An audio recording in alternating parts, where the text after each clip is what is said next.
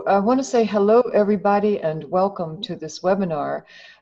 You've seen Oksana Bondarchuk on many of our webinars, all of our webinars. She really organized this program, organized and maintains the webinar website, produces the Eureka Times, does so much for us and has for the past really year and a half, 2 years. And as always, plays a big part in these webinars in terms of thinking of who we can interview, who could be on here, making contacts and everything.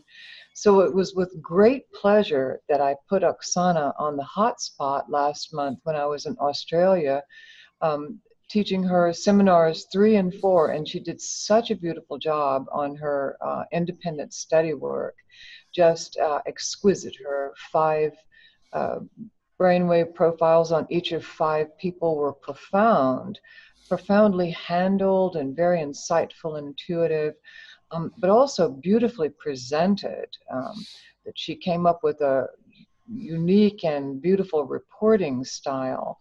And so it didn't take me long to say, well, how would you like to do the next month's 2 webinars? So this is the first of 2 webinars, depending on how far she gets along today, and in the process of explaining. But what she's going to do today really is take you through what she did for hemispheric balancing for this one of her 5 case study people. And I found it very interesting, and I'm sure you will too. So, Oksana. Yes, welcome. thank you. Thank you very much, Judy. Thank you for all the kind words. I'm pleased. I feel it's my interest, it's my passion, it's my will, like, to be here with you. And yes, I will present today at least the beginning of the case with one of my clients. And being very organized, as you mentioned, I thought that out of all the alternatives and options that Mind Mirror is ready to give us, because after I finished the first 2 seminars, I felt a bit confused. There are so many things you may look at after the session, so I needed, for myself at least, to organize it into some format that I would stick to, at least as a beginner in this work, from session to session, to be able to get at least basic analysis of the session and moreover see the dynamics. And yes, you handed us and everyone who studies with you like special spreadsheets to be filled in. So I decided to go further and introduce my own forms, and that's what you will see today. So I decided to have a Word file for all my records, notes, comments, my treatment plan, so that years later, really, because I did this case a couple of years, I finished it in 2015, so that years later I can still go back and all records are organized and it's clear. So all the wording really is in Word file, and then all statistics, all reports and nice pictures and graphs, I copied them into Excel file, again, to be able to kind of have all statistics in one place, session after session, because I thought, having lots of different windows open doesn't really work. For me, I want all in one place, and that's what you'll see today as well.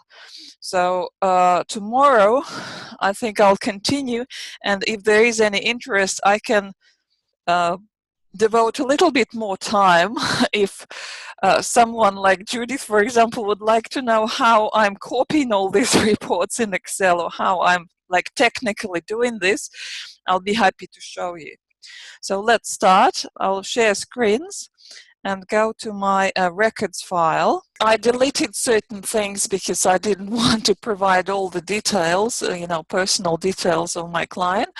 But the template is there, and I'll be happy to share it with everyone who is interested. I would like to use it for, if you like, well, you would like to use it for your work. So there was a nice picture here of my client being hooked up. I always ask people to take a picture of them in the end of our work. Here I put the name. I asked about occupation. So my client was a 58-year-old woman, right-handed, and she is a nurse. And yeah, she is Australian too. And we started with her on 20th of November 2014. So her story, briefly, background, goal, objective. So her kids grew up and left. She reads a lot, and at some stage she came across a book which mentioned Anna Weiss's work. So she got interested, and that's how she found Judith first, and then Judith recommended her to get in touch with me. And I was looking for cases, for people to do cases with at that stage, so as a student practitioner. So she wanted to develop her psyche abilities, her intuition, to discern people's needs and help them better. I mean, which is understandable, being a nurse. It's not an easy environment to be in, so you have to really be very present to yourself to be able to help others, and be sensitive as well to yourself and others. So she also mentioned that other practitioners, kinesiologists, mentioned that she is uncoordinated in her body and distrustful in her mind. Her left-right disbalance and lack of trust to reality, she said it was going back from her mother 9 generations back, and lack of energy flow through the left side of the body. So that's where the things to be addressed in the very first step. As usually, we start with brain profile. Here you can see the standard kind of sections of the brain profile. I'm sure you know how it looks like, because Judith gives the same form to everyone. So literally, we just talk to a person first to see how the brainwaves behave during normal conversation. So in her case, what I found, the amplitude was very unstable. There were jumps from like 15 to 9, and there was strong left brain dominance, especially in beta, and unusually big theta and delta, but she wasn't sleepy. So I very often found with her and other clients that it's quite common that delta gets quite big. It's kind of scanning the new environment because when you see the person for the first time, or she arrives to your place, to wherever you receive people for the first time, they kind of trying to readjust and make themselves comfortable. Or it also could have been part of her general nature and part of her professional habit. You know, of being a nurse, of course you tune in to the people that you treat and you see. So to complement that with pictures, I will later on show you Excel reports that will support that. So then the next stage of the brain profile is stress. So we usually talk about some stressful experience.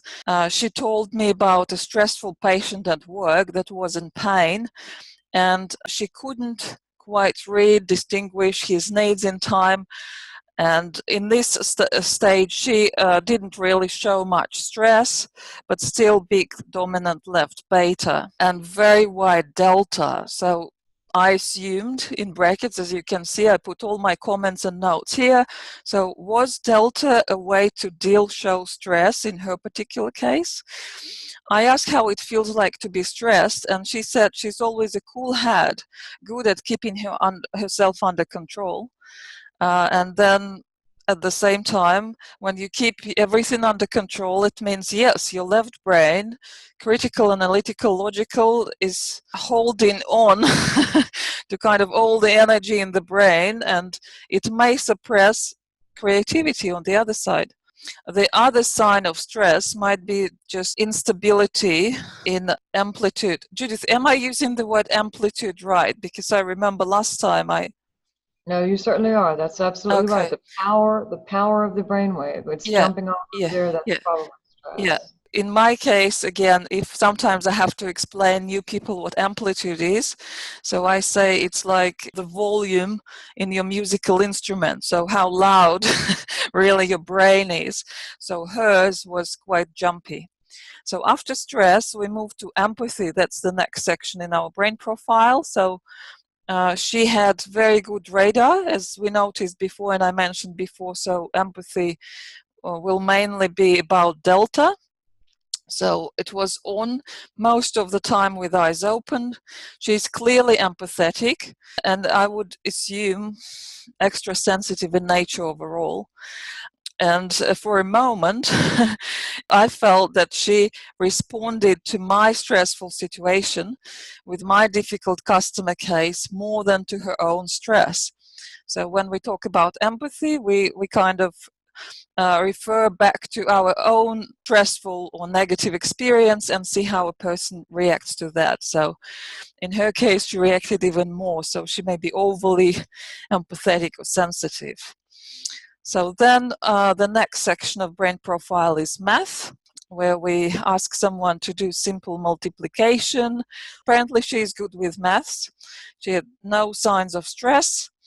And surprisingly, for her, it would have some elements of creativity there, because she had some right hemisphere beta flares involved while doing her calculations.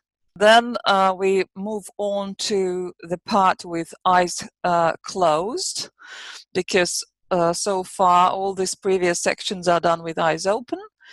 And that's when we do this countdown exercise. And she said she couldn't count down by 7, so we usually ask count down from 100 to back to 0 by 7. So I suggested, okay, let's simplify it, do it by 3. And she showed immediate increase of alpha and even upper theta bands in 7.5 hertz range. So quite common, as you know, probably for many relaxation exercises. When you count backwards, when you count down, it's quite common for relaxation, right? So you can see it straight away working here. And then mind clearing, music and relaxation. That's where we start our relaxation meditation, and that's where we start the music. So she gradually developed slightly bigger alpha. She always showed quite big theta and delta. And an interesting point is that if you are really attentive, you will see that when you talk to your client, you can see that some people are like receiving information from you. When they're hearing, you can see this 15 hertz band or 19 hertz band being really active. So for me, it was a sign that it looks like she's listening to me literally with this band. And then you can see information processing with 19 hertz band. So kind of she listens and then she decodes kind of what I was telling her to do. In the end of our music and relaxation part, she showed very unstable but still approximation to evolved mind pattern. And then the last 2 sections of the brain profile, imagine in different colors. Previous section with relaxation and music usually helps people to prepare for that. So it looked like she was warming up and opening up as we proceeded with our brain profile. Orange showed almost evolved mind pattern on oranges. Green was a good strong color, and grass was a strong key to activate alpha waves. Again, lots of these things, they might be quite common, because I found that green in general opens up alpha brainwaves. And even in our color scheme of the mind mirror awakened mind pattern, we see alpha depicted in green color. So I guess nothing surprising there. Blue and purple, yeah, as again, even in mind mirror awakened mind pattern, blue stands for theta brain waves and purple for delta. She was going deeper, showing that ocean is a strong key or landmark for blue color. And she approximated evolved mind pattern, though still misbalanced hemispherically more and more as she went deeper. And then the last part of the brain profile is visualization. By the time you arrive to this last part, probably everyone would be fully warmed up after relaxation and this little alpha kind of stretching with colors. She had clear feelings and imagery and very much enjoyed the meditation. So what I saw was same awakened mind, diamond. If you don't know, I mean, you can see my abbreviations on the screen, right? So awakened mind standing like abbreviation AM, diamond to evolved mind patterns observed. So when we talk about the progression of kind of how we can see that the person is going deeper, yes, we can see reduced beta, usually opening up alpha. So it means we open up and approach awakened mind first, then we go to kind of this diamond shaped, so all bottlenecks of awakened mind are opening up.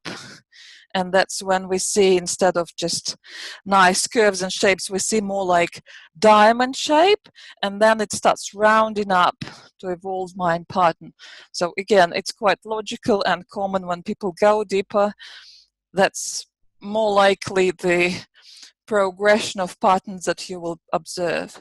So during her visualization meditation, she imagined how we ask, imagine the life that you would like it to be, right? So she imagined how she feels good, how she feels fully balanced in left and right, how she's living that way, letting energy freely moving through her body and collective matrix, feeling herself more intuitive, being more healing in her profession, and sense how and what people need in time and how to help them best. And she's really willing to help everyone, not just in her profession, her husband, her family and friends.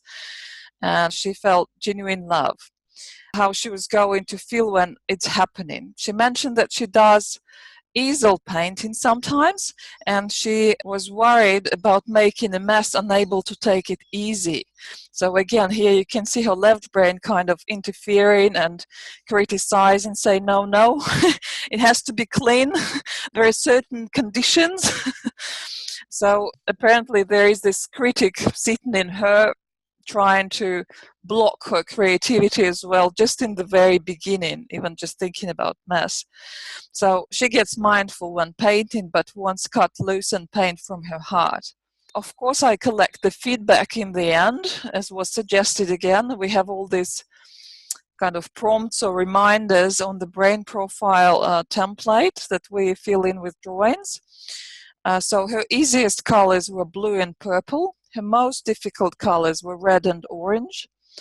We always ask about table of landmarks, so the person can kind of relate to where she felt she was, how real and vivid was imagery. And she said it was real and vivid, sometimes more real than in life, which was good for the very first session with me. I think it was great. Sensualization scale 0-1, she said she was melting in the colors. Other comments were manner and pace of mine were good, so she had no problems except trouble counting down. And usually, again, if the person is uncomfortable, you will see some stress signs. And you could come up with a better option like I did, simplifying the task. And colors got easier as we went through, especially blue. So again, it could be expected, there could be individual preferences there. So now I would suggest we have a quick look at statistics and then I'll continue. So you can see this is the way I organized my statistical reports, right? Reports suggested, offered, with Velistas, with the latest model of the mind mirror.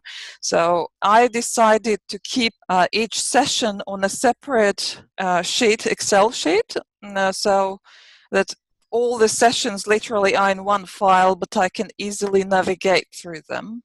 So what we see here, we see the very first session. I called it 0 because, like brain profile, it's really more like diagnostics rather than anything else. So I called it 0, brain profile, and you can see it in the tab name. And then I decided to record 2 separate sessions just for the ease of analyzing her activity with eyes open and eyes closed. It's not necessary because you can put a marker and simply run the same reports for different segments of the session.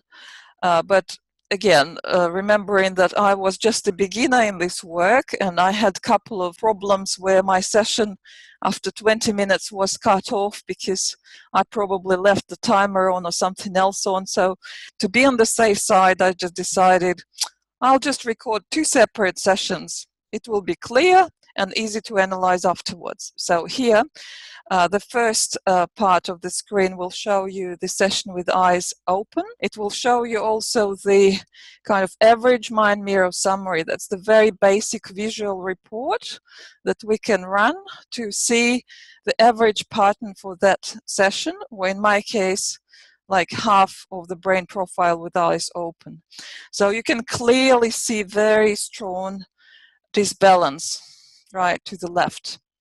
So talking about statistics, mainly this is used for self-trainers to help them identify their training level, but I found that this statistics is really good for dynamics, right? To just compare session to session and where we are going and how the client is responding. So here we can see the percentages of kind of awards, or how much time the client hit awakened mind, evolved mind, or meditation pattern. So in my case, really, I was focused more on awakened mind and evolved mind. Judith may add in about the formula, which sits behind these percentages. Would you like to add in, Judith? Sure. So the training levels range from 10 to 1, and 10 means that you are allowed 100% deviation from the ratios of the pattern. And what they are is the beta is 1, alpha is 2, theta is 1.6, and delta is 1. And so as you go down the training levels, you're actually refining your pattern. If you get to training level 5, then you're allowed 50% deviation, and that means 50% compliance. If you get down to 4, then you're allowed only 40% deviation and 60% compliance. And not many people are having very high scores on training level 4. We see most meditators scoring on training level 5, anywhere from 65 on up to into the 90s. Thank you. I guess we can edit somewhere in comments, and I'm sure it's in the manual too. So here we can see that, say, my client with eyes open showed 92% at level 8. So I was advised by Judith at that stage to look at any data which is above 70%. And I guess as Judith explained to me, for self-trainers, when they use these percentages for reference and guidance where to train, the brain needs the incentive or feedback, positive feedback 70% of the time to progress, otherwise it gets frustrated. So I kind of used that in a way to pick the level to kind of mark or monitor for my clients. So here we can see that awakened mind was 92% at level 8, and evolved mind was 79 at level 7. Again, comparing that with the eyes closed, that's the second part of the screen, you can see that eyes closed clearly improved her scores for awakened mind, but for some reason she dropped in her evolved mind. So it was 74 at level 6 and it was 96 at level 8. So again, here I was focused more on awakened mind as the first step, next step in our training, rather than looking at meditation pattern or evolved mind pattern. And again, if you look at the mind mirror summary, you see this clear left, strong left is balanced. So nothing changes. Eyes open or closed. We have this left dominance obvious. And then again, these were just some relative numbers, right? Percentages and visual representation, average visual representation for the session. So I decided to have like a look at like pure numbers. I had a look at our left and right channel and compared the numbers. So there is an option where you run the statistics, and I chose beta amplitude, alpha, theta, delta, and dominant frequency for left channel, and then same for the right channel, and then I just manually calculated the difference. Excel allows to do that easily, and yes, you can see there is a big difference, especially in like beta, right? It depends where we look at whether we look at maximum or whether we look at mean numbers. But anyway, just to simplify the task and do not overload ourselves, I can say that like visually it's so obvious the left is over dominant. And then I also marked the large numbers that kind of looked strange. This could have been artifacts, but I also pointed out huge delta amplitude with eyes closed. I mean, it was big anyway, the maximum at least that she reached. With eyes open, but then with eyes closed, it was something abnormally big. Then I also picked the dominant frequency graphs, and basically what usually we use them for, I use them for, was to see when the person is going deeper. Okay, so the trend line, the red line, will show you when we are really deepening. You can also compare, for example, how left and right hemisphere respond. So you'll see that in my case, they will be different, right? So they respond in slightly different ways because of this disbalance. And another sign, as I remember and as I described to Judith, I call them black stripes. Judith, you remember you were surprised at first the wording that I used.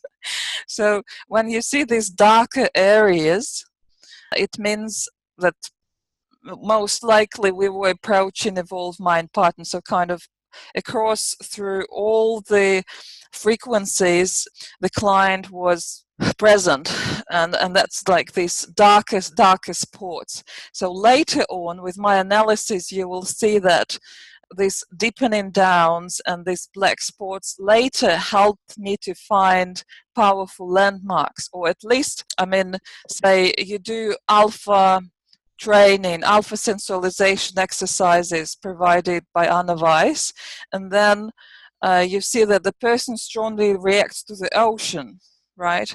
Symbol of the ocean, and you'll see that most likely will drop down deep and we'll see the darker stripe behind it. So I kind of double checked my own observations with the mind mirror. I could see person shooting or approximating evolved mind pattern, and then I check it with a dominant frequency report, and really it confirms my observation. Yes, I didn't miss it. This is truly a strong landmark, but we'll talk about it later, probably tomorrow.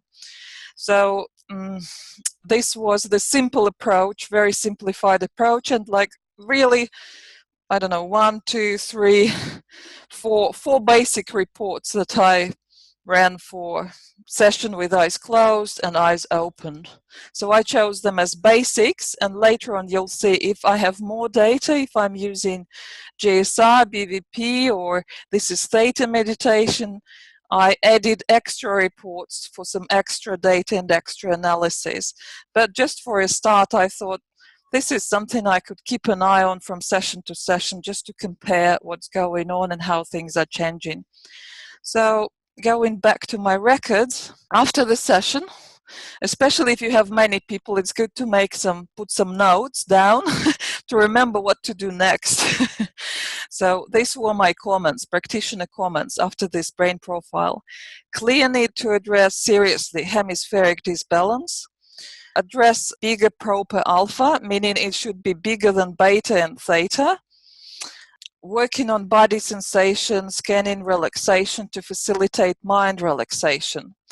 And I guess, again, for people who probably even work with EFT as well, you know, if mind is too tough and controlling and resentful and defensive, the way to approach your mind is to work through the body. So start with the body first. So that should help to let go of left mind, beta control and dominance, and of course help facilitate alpha and help to dive deeper into theta.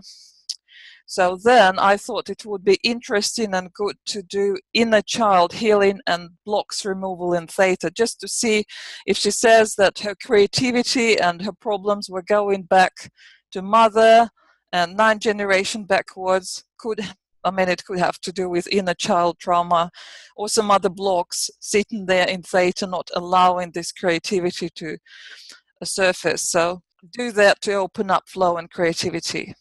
Then get mastery over delta, because it looks like she's quite sensitive. I called it hypersensitivity, not quite scientifically, but from my observations. And then train stability of awakened mind pattern, and of course progress towards evolved mind. So again, as suggested by Judy's template, I put here a comment about technical side of the things, and it was smooth connection, very easy to work with. My client, she was really perfectly shaped, readable skull, very short, soft hair. So someone you can dream of to start working with. And then here I suggested my treatment plan. I gave her home task to do. We met with her on average like once a week. We had longer breaks, but on average once a week. So until next session, next week, I gave her a task to do Jose Silva relaxation meditation. I'm not sure you ever heard about Jose Silva. At least in Russia, he's also quite popular, and I guess he was popular there before Anna Weiss's books were translated into Russian. And he was mainly focusing on alpha, saying like, if you get to alpha, you get to genius mind, you get there. But alpha, yes, truly, alpha is the first step. Without alpha, no awakened mind would ever happen if you can't access it and calm down and relax. So he has really brilliant relaxation meditation, which can be downloaded for free from his website. And it's body scanning exercise that takes you deep. You use kind of self-hypnosis to take you into deep states of relaxation, and the more you exercise, the better you relax, the better you progress with your relaxation. So I thought for her, if she says she's uncoordinated in her body, not so present in her body, disbalanced, why not try to do this exercise? So then session 1, and we'll see what we'll do later, do left-right hemispheric balancing exercises, including extras, as I mentioned before to Gary, that I found besides what was suggested by Anna Weiss. I was interested if I can offer anything else, just kind of to fasten the track. I found this called brain gym or education kinesiology exercises, plus I complemented them with other things that I found, or I even remembered certain things from my course of NLP for high performance state, like warming up your mind. And then I thought it would be nice after these balancing exercises to do some meditation to stabilize alpha, and I suggested to do animal sensualization. So let's just go to session 1 and see how here I will switch to my presentation and talk more about what exactly I found to help you balance the brain. So Brain Gym was developed by Paul Dennison. Paul Dennison is a professional educator, a pioneer in the field of kinesiology, and he is also an authority on the breakthrough attainment of cognitive and academic skills. He did some research into reading achievement and its relation to brain development that created the basis for the brain gym work. So he created this as part of learning program to help people of all ages to turn their learning challenges into successes. Working alongside with developmental optometrists, Denison offered his students a full program in sensory development, including a few simple movements that seem to help with equilibrium and perceptual skills. These movements should someday spark the idea for brain gym. So in early 1980s, he joined forces with Gail, an artist and movement educator, who later became his wife and collaborator. So they co-founded and co-created Educational Kinesiology, these brain gym activities, and the Learning Through Movement series of books. So that's where these exercises are mainly borrowed from. So today this method is applied at schools, sports institutions, and psychology counseling. So they're simple exercises, basically safe for everyone, physically relatively healthy, and they help to build harmonious relationships as well as contribute to general well-being. So positive results show up immediately and have a cumulative effect.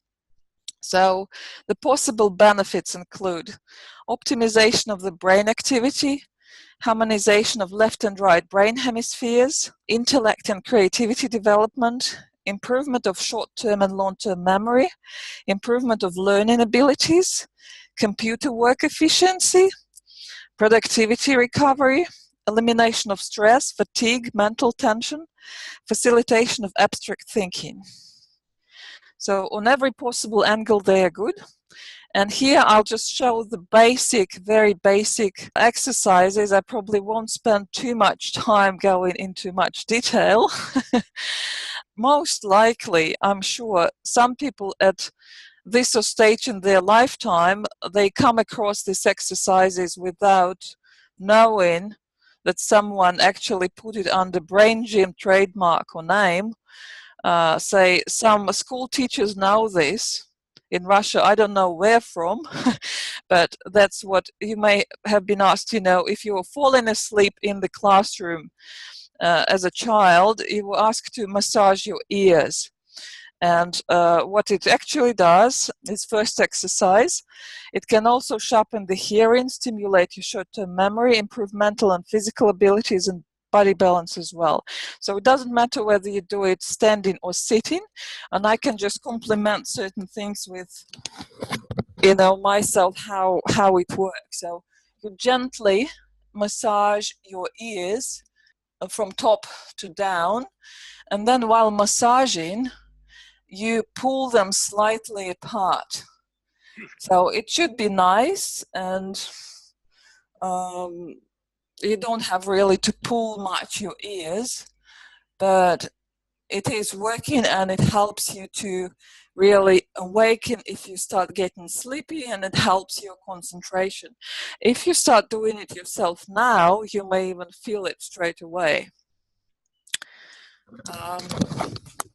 And in Russia, I can tell you, I think it's all over the world really, when someone misbehaves, the parents grab the ear. I guess it has something to do with this exercise too. Kind of, hey, awaken! To switch on the brain. Okay, the next exercise may be quite familiar to you too, because again, intuitively, say when we forget something, and say you are a student or you are about to do the exam and you're sitting there trying to remember things and you can't remember. So you we usually just rub the forehead, right, when we need to remember something. And this exercise suggests you take your middle and index fingers of both hands on these deepenings on the forehead in between eyebrows and hair growth line. So just above, really, the eyebrows, you'll feel these deepenings.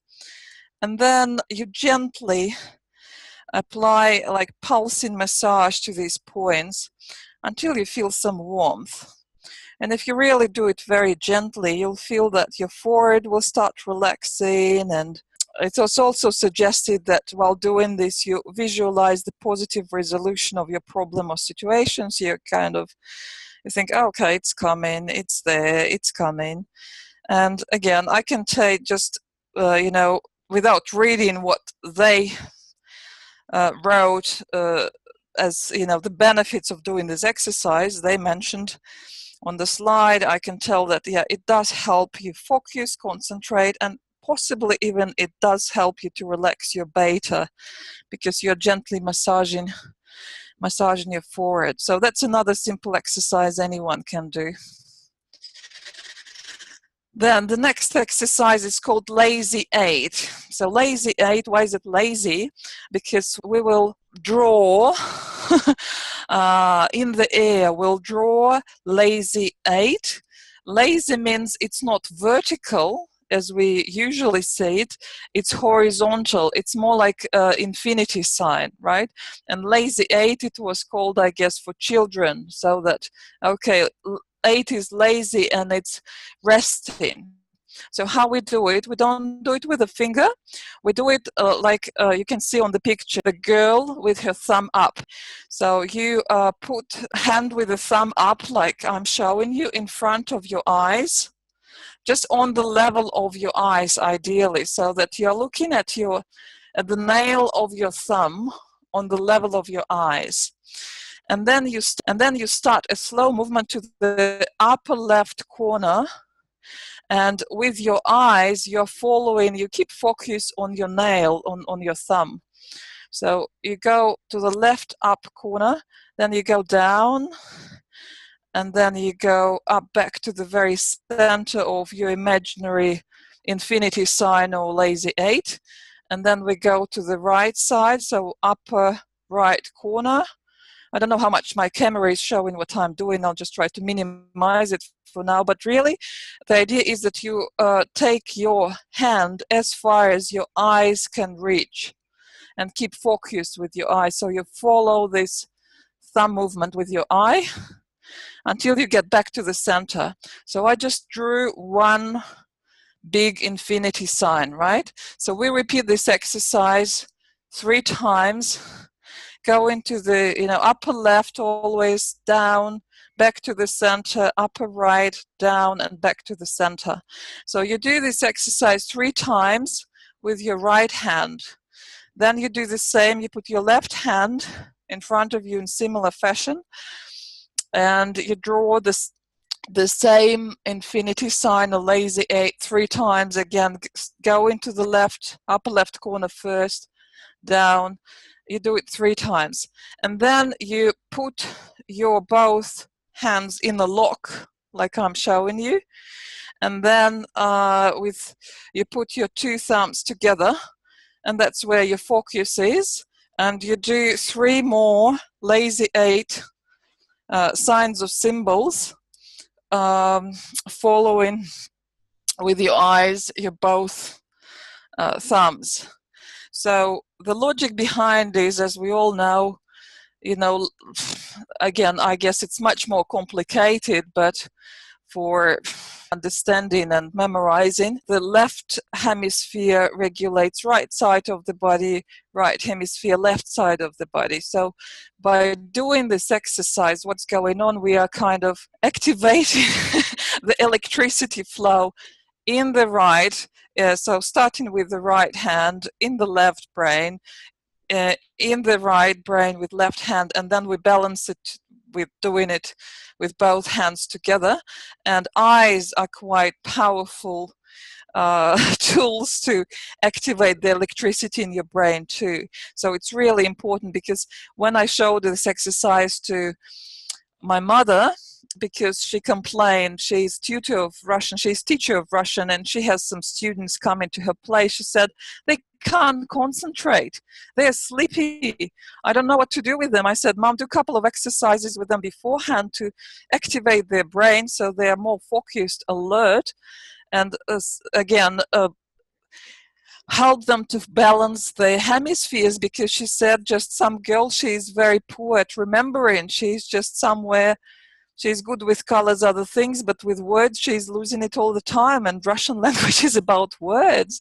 So I suggested her to try these exercises, and it does help, and children apparently love it. My dad asked, why don't you just do these eights or infinity with your eyes? And infinity with your eyes. And of course you can do it with your eyes, but when you do it all together, it becomes much more efficient, I guess, and powerful, because it involves body as well and eyesight. So the whole body movement is important. Then the next one, it's quite unusual. This time it's called Magic 8. So you remember the shape that we just drew, this infinity shape, right? So you keep this shape kind of in the air. You imagine it in the air, and then inside of that shape, you're trying with your finger to put on some affirmation.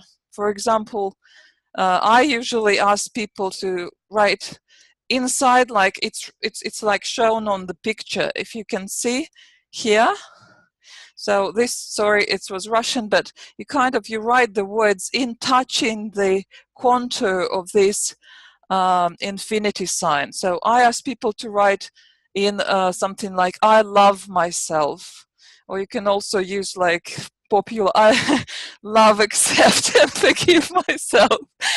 You can use any of the positive affirmations, just writing inside of that imaginary shape. And apparently it does help people to remember things better as well. Especially if you have to memorize certain dates or new words in studying foreign languages. And it just takes your focus kind of away from stress and keeps your mind more organized. I'll continue with the other one. So this time, this is called Elephant. So as you can see on the picture, you can see a boy holding a hand like that. So what this exercise is about, it's similar to Lazy 8, but here you're supposed to use your whole body. So as the picture suggests, you have to be standing with your knees a little bit bent and but the whole body quite loose. And then you put your head kind of on your shoulder and let the hand sit like a trunk, like elephant trunk, very, very relaxed. And then you start, you imagine this is elephant trunk, or this is your big paintbrush, and you start drawing this Lazy 8, moving your whole body. You can even, sit down and go up, and then repeat this like 3 times in similar manner as we were doing with the thumb, right? But keeping the hand quite relaxed and taking it as far as you can, as your body allows and as your eyesight allows. So you do these 3 Lazy 8s with one hand, and then you repeat the exercise on the other side. You do 3 more times with the right hand. So again, key difference here, make sure your whole body is participating in this joint motion. And you can also add some sound if you wish. You can make, because again, the more sensory organs we involve, the more we switch on the body, the more we switch on our brain as well. So you can also like sing ooh at the same time, lawn sound ooh while you're doing that. So this is quite tricky exercise, and I know, again, we played this game when we were little. So the idea is you put your both hands on your chest. You put one hand in a fist, and then with the open hand, you just stroke your chest up and down, and at the same time, you knock your chest with your fist. So it may be quite easy to some people. It may be quite difficult for others. So it's suggested to do 8 times and then swap hands and do the same. So I'll show, like now it's harder for me, as you can see. And this is also to coordinate left and right hemisphere, because again, these exercises could be challenging to some, but I always repeat it to those clients whom I try these exercises with, that it's not really your success, it's really the attempt that you are putting into it that switches your brain. You don't have to be perfect. That's not the idea. We don't have championship here, but it's lots of fun, and with the right attitude, it does the work. So this exercise, it's called circle triangle. It's quite similar because it asks you to draw a triangle with one hand and a circle with the other hand.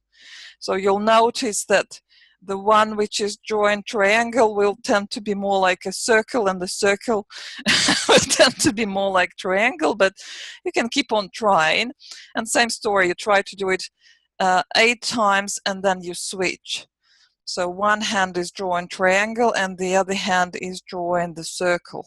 So in this case of crazy circles, you have your arms stretched, your legs stretched, and you can do similar movements. Say your arms will be doing clockwise motion, and the legs will be counterclockwise motion. And then you can do the opposite, and then you can do left arm versus right arm. So just improvise on these motions of clockwise, counterclockwise with different arms and legs combinations. So this one is fun, and it's called mirror images. So the idea is that, again, it helps you to balance, because we are going to draw some balanced image. So for our case, I can suggest, we all know how awakened mind brainwave pattern looks like. So you can just draw a very balanced awakened mind pattern. And again, I would recommend you are standing. You start very high and you draw very big awakened mind pattern, just of, from where your hands can reach, like how far your hands reach up and how far your hands can reach down. So you just draw a huge awakened mind pattern approximately of your own height. Or for other people who are not that well acquainted with awakened mind pattern, you may suggest, okay, let's draw a simplified contour of a Christmas tree, something like that, right? It's like, or for others, you can say, okay, let's draw the guitar shape. Or for men, they would love it. You say, let's draw a woman silhouette, like sexy woman silhouette, and that's what they love. They'll be drawing it happily. Again, this helps to balance. The next exercise is called OWL, and it does help you to stay awake. It does help you to reduce the neck tension, because, we remember brain kind of activity depends on blood circulation to the brain as well. So it's good to have no blocks on the way. And it's quite fun exercise to do, though some people are shy to do it. I can tell you that if you feel sleepy in the morning and you feel that you need to awaken really, really fast, like switch on your brain and stay alert, this is great exercise to do. Just, ear massage and this one. So the idea is you put one of your hands on your shoulder, where you can find these tensed muscles. They are usually tensed, where I guess most of people carry tension, somewhere here. So make sure you can feel these muscles.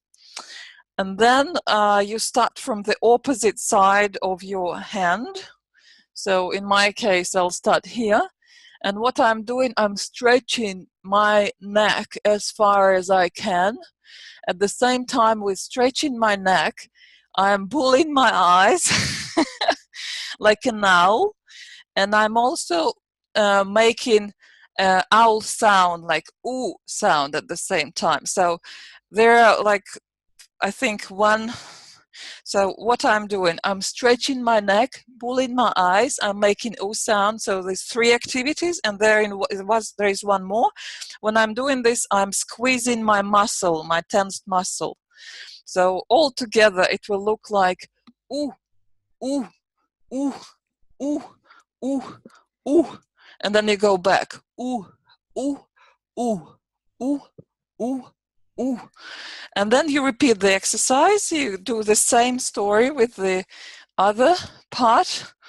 So this time I'll start here and do the same. Woo, woo, woo, woo, woo, woo, and back. Woo, woo, woo, woo, woo, woo.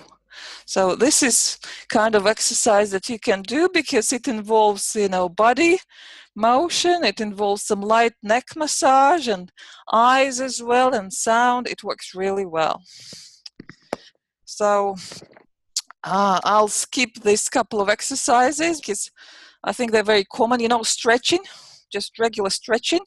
So in this case, you can see the picture. So you make a lock and stretch to one side, and then you make a lock and stretch to the other side. So just stretching. And you will also know, those who do yoga, you'll probably will be laughing at it, because just doing yoga and all kinds of asanas in yoga will balance your brain. So, but these are simplified things for people without any special, physical skills or bodies. I mean, anyone can do that, really. Cross steps. Everyone can do that as well. And I'm sure if you had physical exercises at school, that's what we did each time.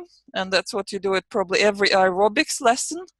So it means you direct left hand elbow to your right leg knee, as shown on the picture. So opposite.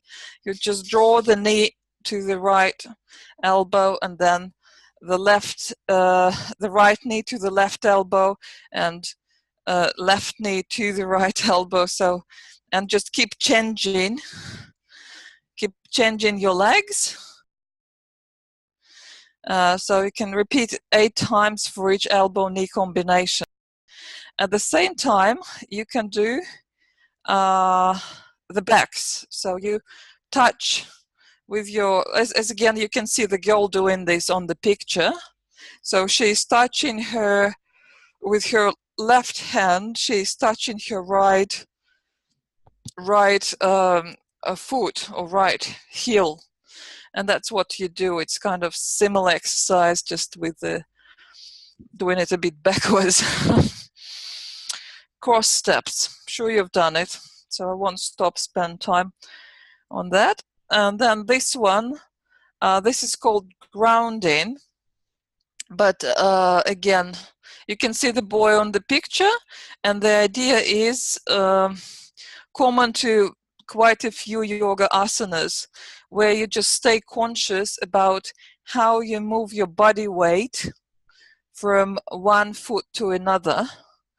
So you gently bend your knee, and you move your body weight, say, to your right foot first, and then you kind of go backwards, and you feel this weight redistribution, and you take your weight to your left foot. So when you straighten, you feel that body weight evenly distributed between 2 legs. So I guess the idea here is that anytime when we focus on our feet, whenever I did alpha sensorization and the exercise was stripe off the sand of your feet, people would open delta. So it kind of takes our attention down, and it does make us feel more grounded. So this exercise, physical exercise, takes your attention to your feet. Moreover, it's enforced because you are focusing on the weight as well. So right and left and right and left. So it trains your body awareness.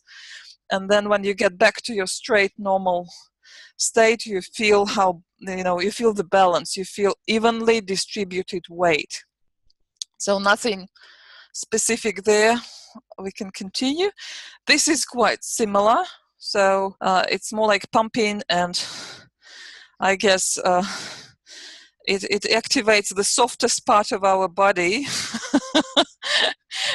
and moves some blood again back and forth through the body again. We're training the body weight. So the idea here is you imagine you stand like the boys showing next to the chair, and you imagine that you are changing the weight from one leg to another. So you should feel stretching. So make sure, first of all, that the weight always remains on the front foot, and then you just feel stretching of the calf muscle, how you gradually puts it down. So body awareness, and yeah, it does stimulate brain as well. Then this is very funny exercise. It's called rocker.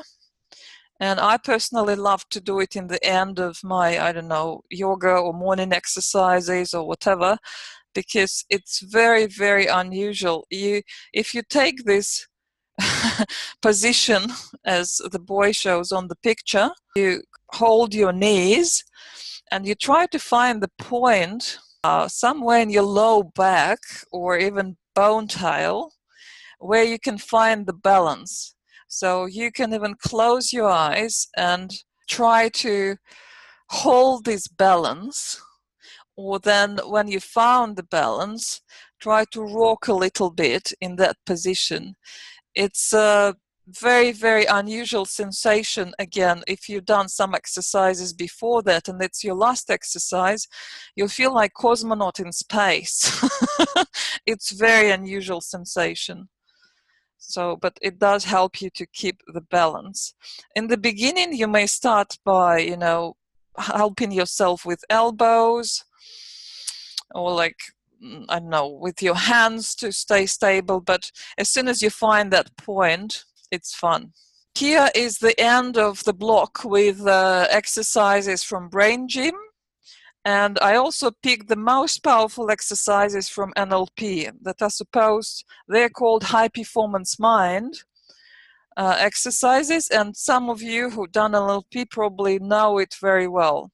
So the one is called the alphabet. And the idea is that, say, I have my alphabet printed on an A4 laminated just piece of paper. And you can see here is the alphabet. And there are some strange letters underneath. So R stands for right hand, L stands for left hand, B stands for both hands. I'm pointing at different letters to my client. For example, I'm pointing here. The idea is, the task is to name the letter. So if here is Q, B, okay, I want my client to name the letter Q and at the same time raise both hands because it's B, okay? So same story. If I'm pointing at B here and there is L, so he's supposed to say, or she's supposed to say B and raise left hand. If we go here, he's supposed to say J and raise right hand. And then O, right hand as well. So you start slow, you explain the rules, you start slow, and then you start speeding up. You start pointing at more like a faster speed, and it's really confusing for the brain because the brain is trying to, read symbols and like interpret what symbol I have to say or what do I have to do. And then you even can complicate this task by adding legs to it.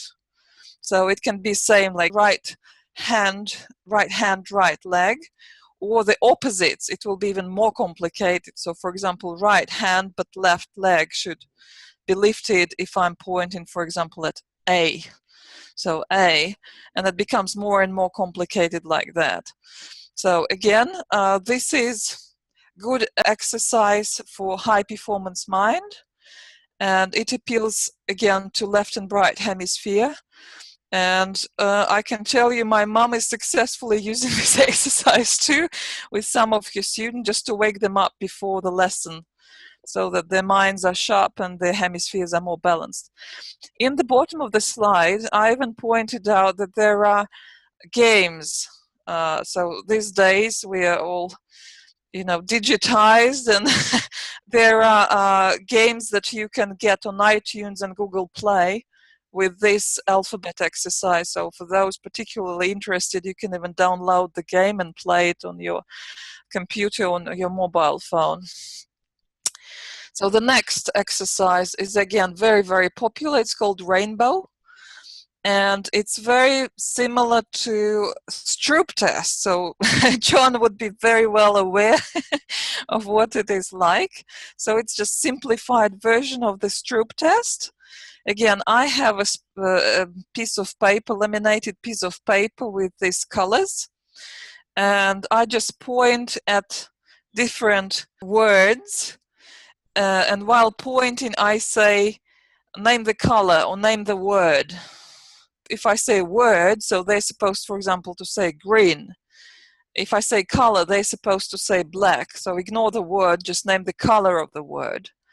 And again, you start slow, you explain the rule, and then you make it faster and faster and more challenging, and it's lots of fun, and it does awaken the brain too. And the same story, there is mobile and computer applications available for download, and here is the link if you are interested. These were 2 exercises from NLP, and I'm sure again that many of you heard about outstanding skills, talents of Leonardo da Vinci and his crazy handwriting that you can see. It can be read through the mirror, so literally it's a mirror handwriting. Most of us are right hand dominant, so it means we are left brain dominant very often, and just changing your writing can help you to stimulate your brain as well. So you can write backwards. So instead of writing normally, we start from the right and go backwards. Then we can write with, say, if I'm right-handed, I can write with my left hand. At least if it's too difficult, as they suggest, you may start with circling what you've already drawn with your right hand. Again, it's not the success of the exercise, it's just the attempt and effort and doing the exercise that works. Then the last very interesting exercise is when you do mirror writing. So by mirror, again, I suggested people some affirmations or whatever they want to be. Say, I am creative, if you want to assert and affirm in your creativity. So you just write, I am, and it's like with your right hand to me, it's like a normal writing. With the left hand to me, it will be the image, like mirror image reflection of what I'm doing with my right hand. I am creative. So you can do it in the air with a finger, or you can do it literally, just take 2 pens in both hands and do it on a piece of paper. It doesn't matter. It's just the activity.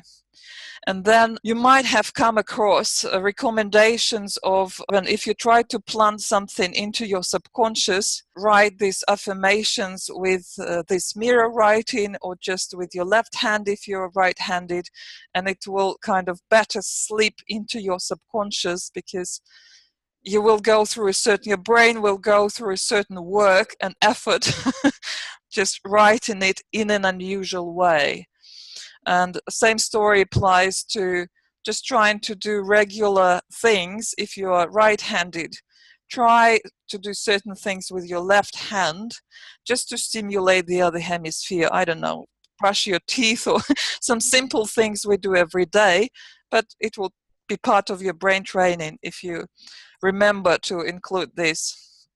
Switch hands. And then the last one, again, very probably well known to everyone who ever done yoga or studied any breathing techniques. So you remember that, yes, we do have energy channels, and through our nostrils we activate one side or the other side of our body and brain as well. Here is classical kind of alternate nostril breathing exercise. The idea is you block one nose, you inhale slowly, pause for a second, now close the nostril and exhale.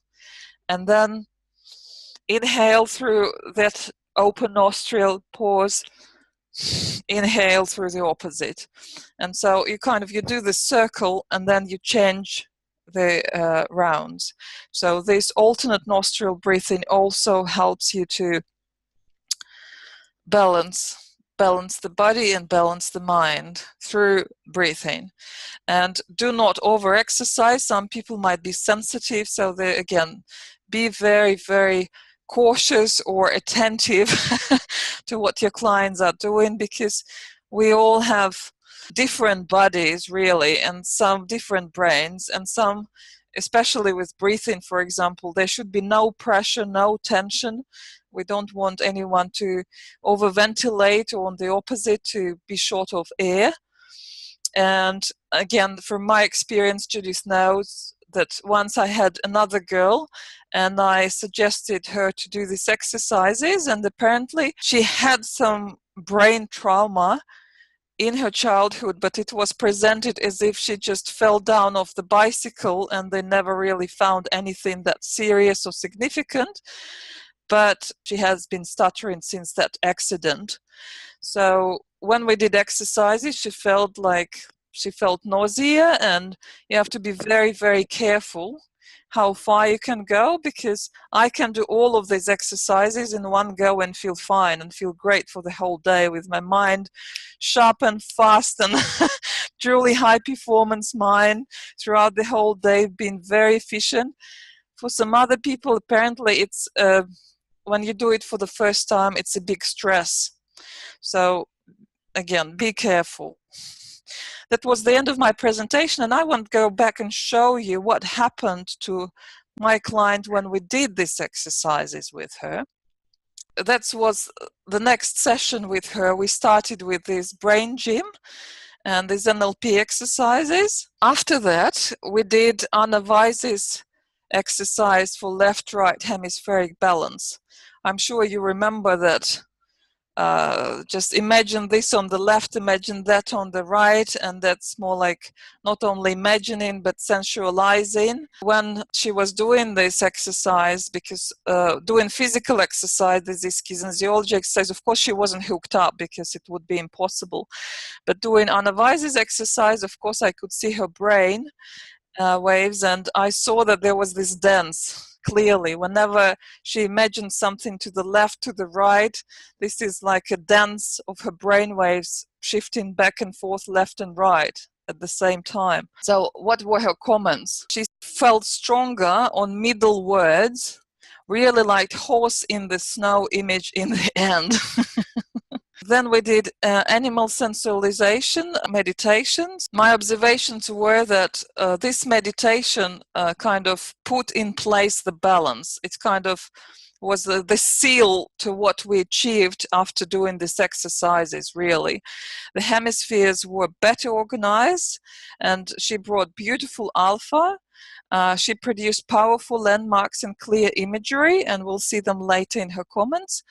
And she was shifting through unstably or unbalanced still from awakened mind to diamond and evolved mind patterns. So especially in the end, clear flow of energy was obvious through ripples bottom up through all the brainwave groups. So I'm telling you, these exercises are extremely strong. And I even put it in red, as you can see in my records. After all pre-warming and exercising, clear progress on all patterns in Mind Mirror summary report.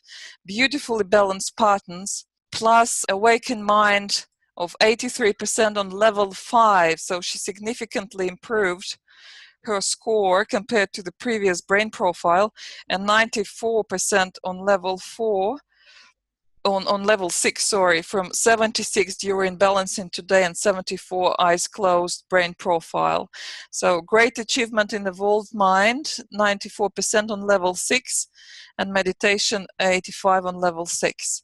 So let's quickly have a look at the statistics, because yes, it's good to see words, but we want to see how actually it worked. So here you can see again, we did, as I said, exercises. She wasn't hooked up, but on a Weiss's balancing exercise, she was hooked up. And what you see here, you see, really, you can see lots of activity in the right hemisphere. So to compare, that was our brain profile, clear, left brain dominant. And here is our mind mirror summary average for this exercise, balancing exercise, and you can see lots of activity in the right side. So that shows something, and I explained it's always, you know, a sprint, it's like there, and then it shoots to maximum, and then it balances it back.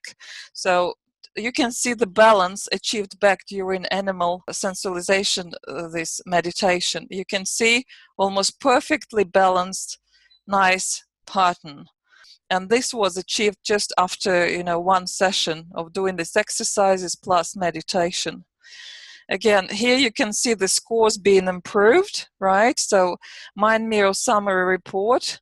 So let's just compare awakened mind.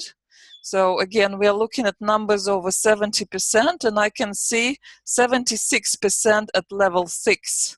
It is almost the same as we had with eyes closed, right, before. But then look, when we did animal sensualization, it is 83% at level 5. So she significantly, she improved, she jumped on another level in awakened mind, which is good. And you can see clearly the balance obtained back. That's the key thing really to look at here. I'm always interested to see what subjective experience, or what were her comments after the meditation. So general comment on animal sensualization. Commented that this is clearly the work for her. It was general comment about the session. Because of visual proof of record and scientific background, I showed her straight after the session. Of course, you don't have much time to go into too many details and explain complex percentages, but at least you can run this mind mirror summary with patterns and show her, and that's what was the proof for her, because showed her that's what we had last time. Look, you had this strong left brain dominance. That's what you had while we were doing this balancing exercise from Anavais, and that's where we ended up for today after finishing animal sensualization. So that was enough proof for her. Balancing exercises, she feels more relaxed and easy or sensible. So these are her words. And regarding animal sensualization, she was white horse with hooves and wings, someone like Pegasus, so it could fly. Wings also gave protection and brought a feeling of lightness. So she wasn't heavy and solid. So this imaginary animal, it's the essence, smell, color, being of grass, lives in the clouds with lots of sun. This being communicated telepathically and lives alone, but through the matrix is connected to everyone, so never really feels alone. When asked about mates and group, its role is to bring the truth and awareness to those in the area of influence, but very anonymously. They don't know I exist. So when communicating, truth is received that makes feel happy. Distraction and negativity makes her feel sad. She's afraid of not being heard. Earth and rocks give groundedness, confidence. Warrior's necessity makes strong and bring courage. So the qualities taken with are purity, and white was this symbol of purity, lightness and this ability to feel lightness, wholeness and balance, which probably wouldn't be surprising after the whole day work, and truth, or courage to be able to discern correct pathways, or truth. Qualities left with the animal, ability to fly. Again, I asked about table of landmark sensualization scale, but from my side I can comment that for my client, for some reason, it wasn't always easy to differentiate like what to pick and where they were. I guess for them, what was more important, it was their inner experience and those sensations and those kind of insights or landmarks that they found within their experience and they could take with them. not only being a very easy person to hook up, but she was great with producing very beautiful, rich imagery during meditations and give adequate, good feedback.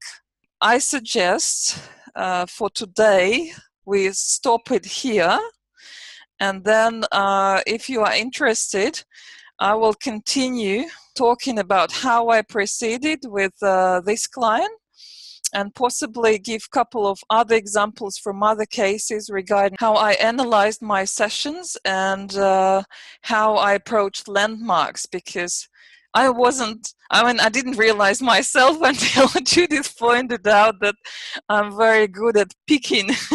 It's just observations really when they're doing, for example, alpha sensualization exercises. It's a good way of fishing for landmarks, you can say, because you can usually by that stage, how much time the person's brain is reacting. So it's like some brains are very fast, some brains they take like 2-3 seconds. There is some delay, very light, very short, but still you can see this delay. You can see they heard you, and that's the response. They heard you, and this is the response. I'll talk more about that. And my idea with landmarks also was, how in the East you approach some really spiritual devotees, or they approach gurus asking, could you give me my own personal mantra, individual mantra, and they pay huge money for that. So I picked the idea. I didn't charge huge money, but I thought, if we found these landmarks, I'd rather do something for my client to help her or him to memorize these landmarks.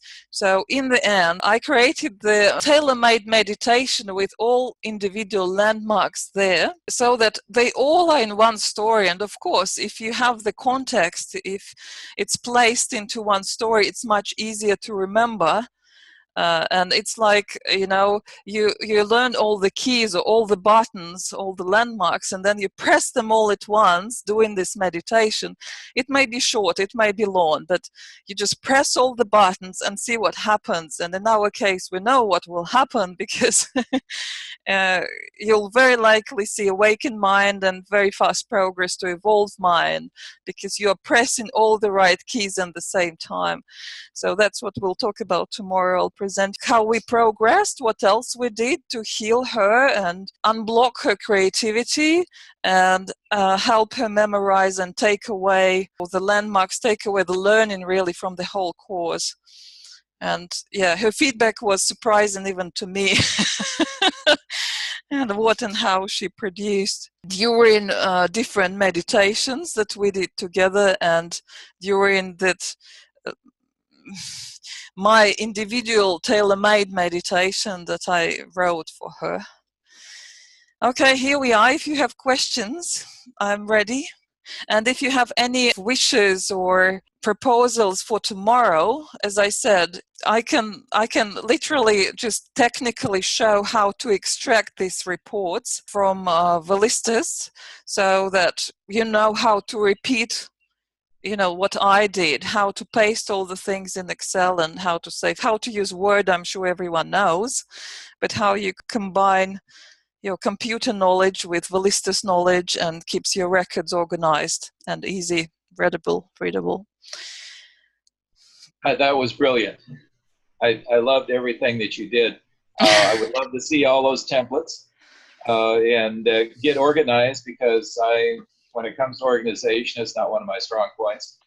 And the other thing is it's like a really good reminder of what we learned with Anna ages ago, because almost ever since then, Donna and I have worked with large groups and not with individuals. And so, we're used to working with 10, 15, 20 people at a time. We don't do these kinds of profiles. And I rarely see people on a one-to-one basis. So, being reminded of all of this and having some way of organizing it again, because I think we will be seeing more people in the future. So I would love to have that kind of ability to. Your mind is organized. We need you. No, it's just one way, because I mean other people Yeah. approach it in a different way, but I thought I better put it in words and Yes, numbers.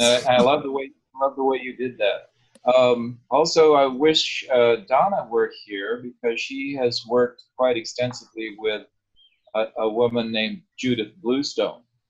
I don't know if anybody's familiar with Judith Bluestone, but she developed techniques very similar to the brain gym. And she literally only had half a brain. Donna hooked her up, and her entire right hemisphere was missing. And she said she was born that way, and her brain compensated, and all of the functions that you wouldn't know that she didn't have that hemisphere. She had all of the functions that we would normally assume if a person had two hemispheres. So she developed all of these techniques based on her own disabilities in brain function to reorganize and help everybody. So, what you showed us here with the brain gym, I was totally unfamiliar with. We'll have to look into that further. So thank you. So you're very welcome. The presentation I originally found was in Russian, so I had to translate it back into English.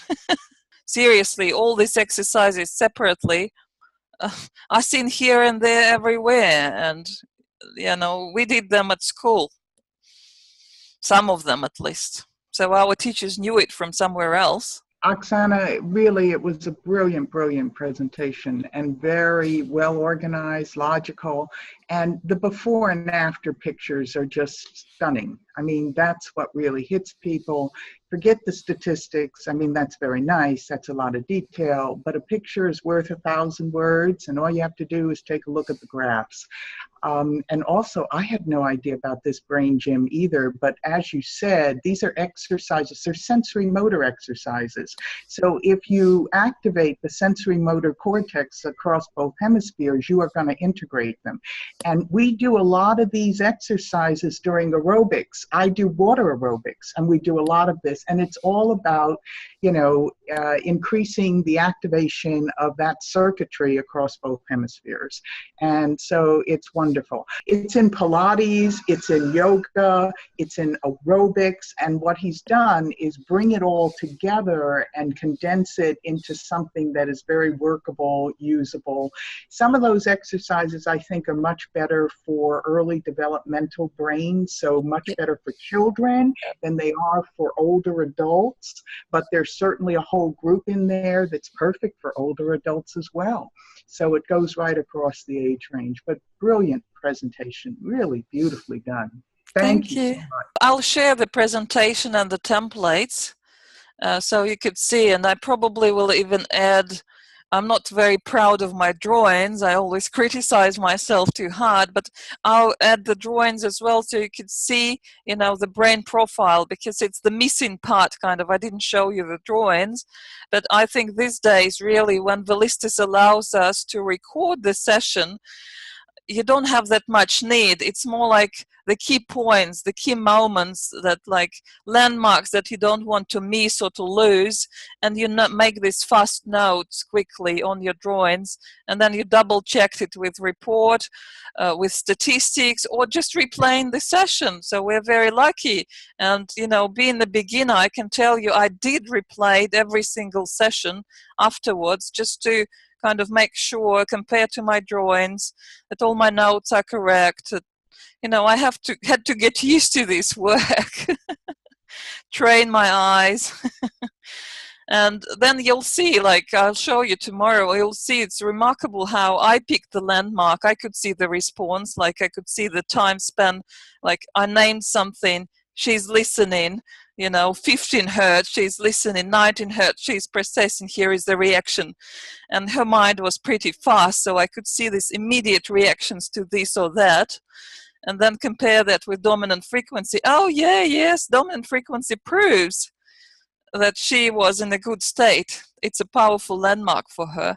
not always she realizes herself, but some people said, "Oh, how did you know I like chocolate and strawberries?" I said, "It was all there." It's like a lie detector.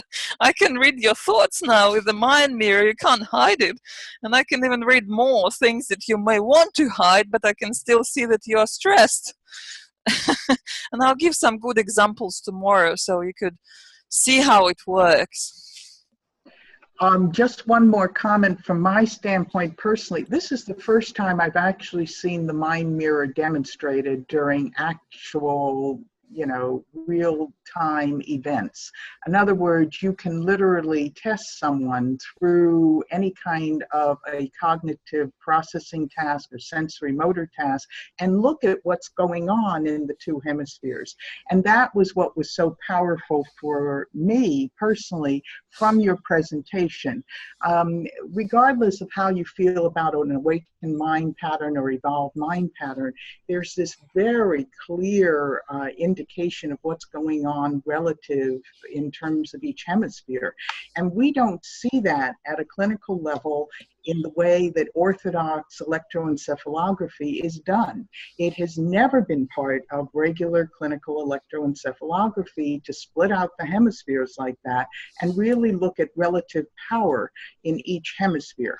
So that's what's so powerful about the mind mirror and being able to do that. If you have somebody hooked up, you are able to do that during actual cognitive tasking. And that to me is extremely powerful. And it's only with your presentation after a year and a half that I have first seen this, and that, I realize that this is really possible and in fact very, very powerful in a client situation if you are trying to make inroads in the way they're processing information and to show them the kinds of inroads that are made, and really to look at hemispheric balance, which I think is, really the missing element in a lot of the work that's been done so far. So that's just my personal comment. Thank you. Yeah. I'd like to say thank you, Oksana. You put so incredibly much work into every single one of your clients and every single one of the sessions, and with such thoroughness and attention to detail. But what we're going to see tomorrow is what has impressed me more than anything else, and it's how her keen, incredibly keen observational skills allowed her to find the places, even these nuances in the nuanced changes in the brainwave patterns, that she could help these people find landmarks for self-evolution.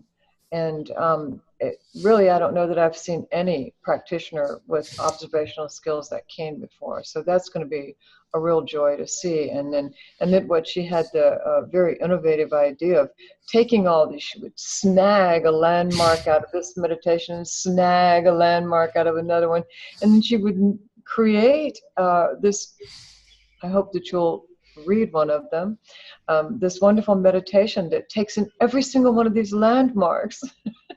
And by then, the people were just on the moon, in terms of being able to self-evolve. It was really, truly extraordinary work. So that'll be tomorrow, and I hope everyone can make it, and I certainly will be here dancing with bells on, and more congratulations on your certification as an awakened mind practitioner, consciousness trainer. And in case anybody missed it, Eureka Times tells a wonderful story of Oksana's youth in the USSR, and she's furnished us with some beautiful photographs, really fascinating story with us. I just want to say that in our training with Anna, she did not stress hemispheric balance,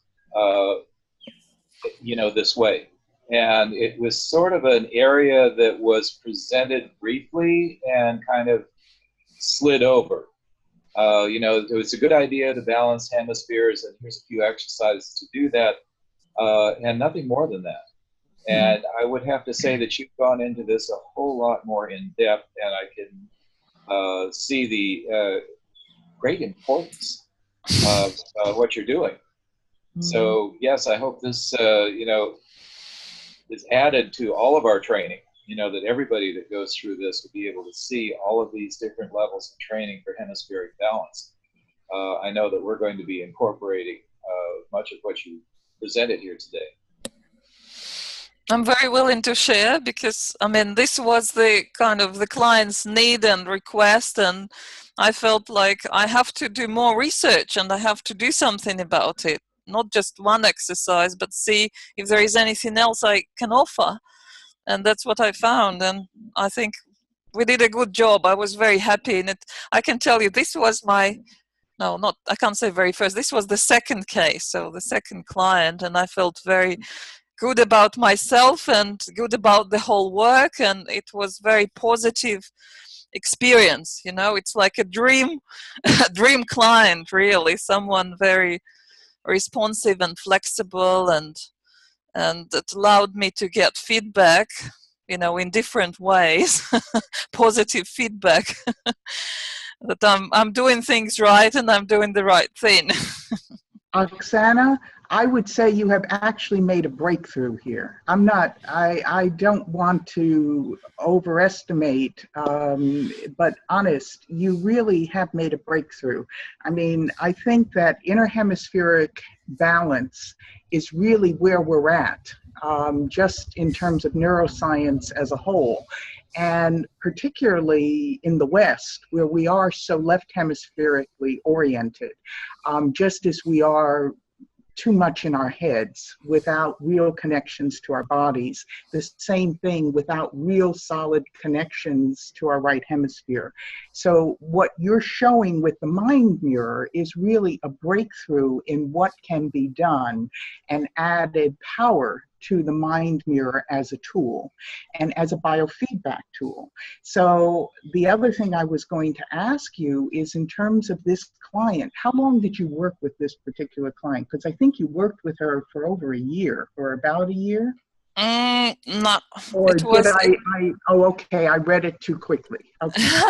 It was. Let me see, because I can see here we had about 1, 2, 3, 4, 5. No, we had about, I don't know, 6 to 8 sessions. Let me see. That's superb then. I mean, you're talking 6 to 8 weeks. You're talking 2 months worth, and you were able to accomplish this. 2, 3, 4, 5, 6, 7. 7 sessions we had altogether. So 7 sessions. Okay. So the before and after, how far into that was it? Was it the second session, the third session? What do you mean before and after? What I showed today? Before and after picture of the brain, of the mind mirror. Was the after mind mirror, presentation picture, was that after the second session, third session? Yeah. No, I showed you like after the second session. Look, first session, brain profile. Second session, these exercises and animal sensualization. These are only two meetings, 2 sessions together. 2 sessions. And that's incredible. And that's when I decided, okay, I have to put it into nice presentation so I can send it to her and give her home task to repeat these exercises, because I can tell you, when you do them at least once, it's already shifting things for you. That's amazing. That's amazing. And then did you keep, I assume you kept on taking pictures, you kept on doing the mind mirror after she was using the home meditation piece that you gave her to practice with? You will see the whole dynamics. You will see I'll take you briefly through all the sessions with her. So we covered 2. There are 5 more to go through, but I'll quickly go through them to give you an idea how I approached her problems, how we progressed, and where we ended up and partied with her. So you'll see. That's phenomenal. Okay, well you're showing that in one session, you make all of this progress. That's tremendous. That's really quite elegant, very elegant. It's unusual, you'll see. We will see you tomorrow, and looking forward to it. Thank you immensely. Thank you, everyone.